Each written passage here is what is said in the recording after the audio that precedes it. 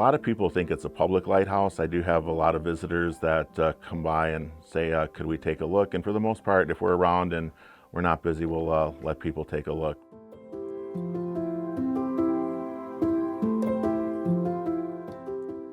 When I first found land on the Northwest Angle, I liked Flag Island, and I was big into astronomy.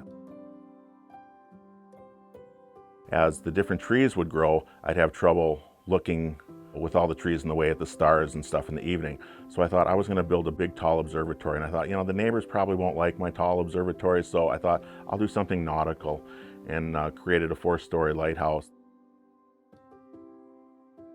The bottom of it is 25 by 25 and the top of it is 17 by 17, and it's 50 feet tall. We made it out of timber frame.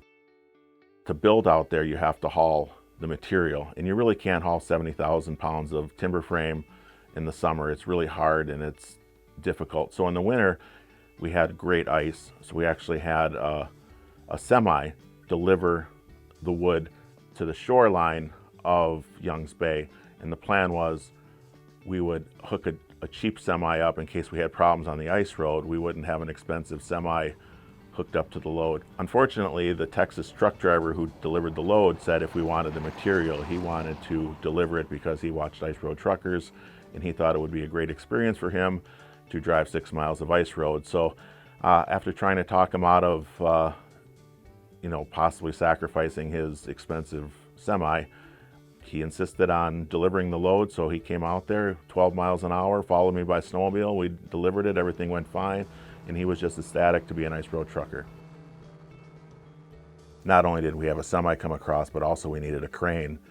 It was pretty interesting to get a crane over the ice, up the road, up our trail, and then onto our flat rock. And right before the construction started, the crane operator said, I need this built up 3 feet. So he needed 3 feet of fill to be put in an area in winter. So it was, so many different challenges you had to pull something like that off, but it was, everyone worked together to get it done.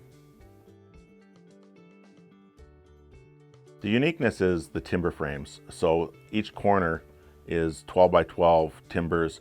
And it was interesting, a person in Belgium actually designed it. As you look, you'll see no fasteners. Everything's kind of tongue and groove, old artistry, workmanship, no fasteners.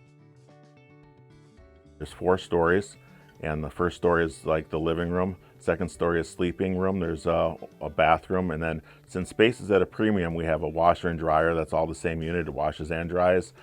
And then the third floor is the floor where I do my app work. So I have computers there. I have all old maps, and then since the third floor is 17 feet tall, we have a rock climbing wall. The rock wall is interesting because it's not vertical. Since the building comes inward, the rock wall comes back on you, so it's a little bit more difficult to climb. The top floor is the lantern. It's kind of the observation area. We have an outer walkway deck, and we have the light up there. The top floor is kind of just more if you like to read a book or you'd like to just sit back and relax and watch the boats go by or birds go by. Being it's on a 20-foot rock, the views are pretty incredible.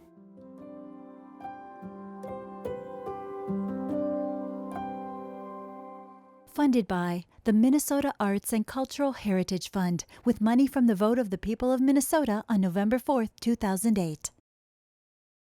And by the members of Prairie Public.